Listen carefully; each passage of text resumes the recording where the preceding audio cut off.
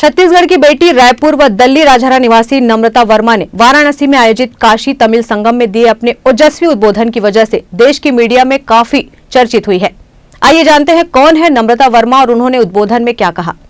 Banaras Hindu university के गरिमामय मंच पर संपूर्ण ठसक और आत्मविश्वास से केंद्रीय गृह मंत्री अमित शाह, यूपी के मुख्यमंत्री योगी आदित्यनाथ, तमिलनाडु के राज्यपाल, केंद्रीय शिक्षा मंत्री धर्मेंद्र प्रधान, दक्षिण प्रक्षेत्र के मंत्री द्वय एवं अन्य अति विशिष्ट अतिथियों एवं अपार जन समूह की उपस्थिति में काशी तमिल संगमम के समापन समारोह में बनारस हिंदू विश्वविद्यालय में एमए हिंदी पत्रकारिता की छात्रा रायपुर दल्ली राजहरा निवासी नम्रता वर्मा ने पूर्णतः एक शुद्ध हिंदी वाक्यों से सुसज्जित 3 मिनट का ऐसा ओजस्वी वक्तव्य दिया कि मंचासीन अतिथि भी ताली बजाने से अपने आप को रोक नहीं पाए।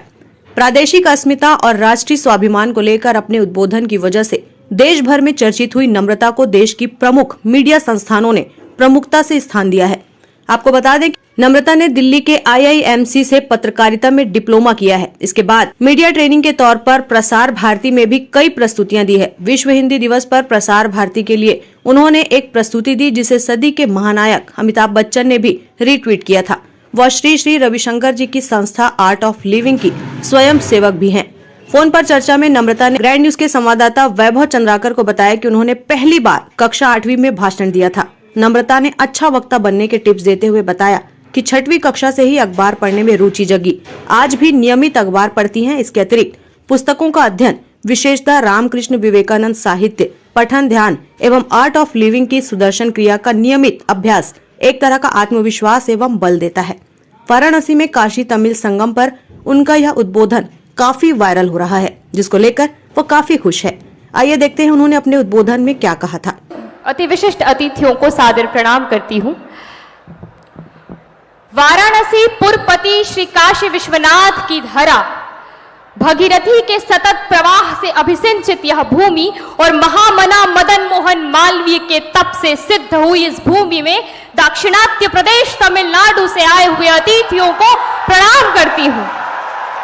काशी प्रभु विश्वनाथरिन पुण्य भूमिका भारत तिंतैन मोनिलमाना तमिलगत्तिल ईरंदा वंदिरक्का विरुंदिनार गलक्का वणक्कम वणक्कम। गंगा किनारे अवस्थित यह काशी धर्म, आध्यात्म, संगीत एवं कला शिल्प की भूमि रही है। तमिलनाडु शिल्प, साहित्य, कला, सौंदर्य और तमिल ज्ञान की धरा है।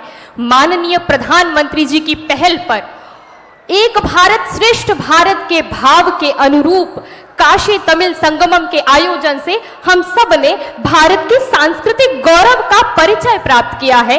काशी तमिल संगमम के माध्यम से यह अनुभूति सुदृढ़ हुई है कि हम भले ही भिन्न भिन्न क्षेत्र में रहते हैं, भिन्न भिन्न बोलियों और रीतियों का व्यवहार करते हैं, पर हम सब के भीतर में लोक मंगल की, राष्ट्रोन्नति की कामना है। इसी मंच पर कवाड़ी अट्टम की प्रस्तुति देखकर मुरुगन की आराधना में मेरे भी हाथ खड़े होते हैं।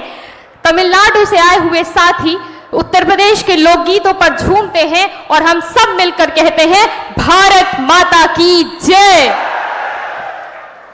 वास्तव में काशी तमिल संगमम की सुखद अनुभूतियों को हृदय में संजोए हम सब आह्लादित हैं। केंद्रीय शिक्षा मंत्री की यहां उपस्थिति है। राष्ट्रीय शिक्षा नीति 2020 के तहत एक ऐसी युवा पीढ़ी का निर्माण करना है जो आधुनिक विचारों से तो ओतप्रोत हो ही, साथ ही अपनी मूल संस्कृति से आबद्ध रहे और काशी तमिल संगमम के माध्यम से यह भाव पुष्ट हुआ है। और मैं समझती हूं कि काशी तमिल संगमम का आज यशोपूर्ण समापन नहीं, बल्कि भारत के सांस्कृतिक पुनर्जागरण की यात्रा का शुभारंभ है। उत्तर से लेकर दक्षिण तक, पूरब से लेकर पश्चिम तक हम इस यात्रा के सहयात्री हैं। और अंत करती हूं महाकवि सुब्रमण्य भारती की पंक्तियों से।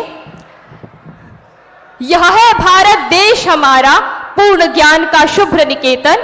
यह है देश जहां पर बरसी बुद्ध देव की करुणा चेतन।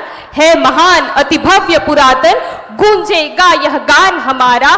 यह है भारत देश हमारा, यह है भारत देश हमारा। भारत माता की जय। ग्रैंड न्यूज के लिए वैभव चंद्राकर की रिपोर्ट।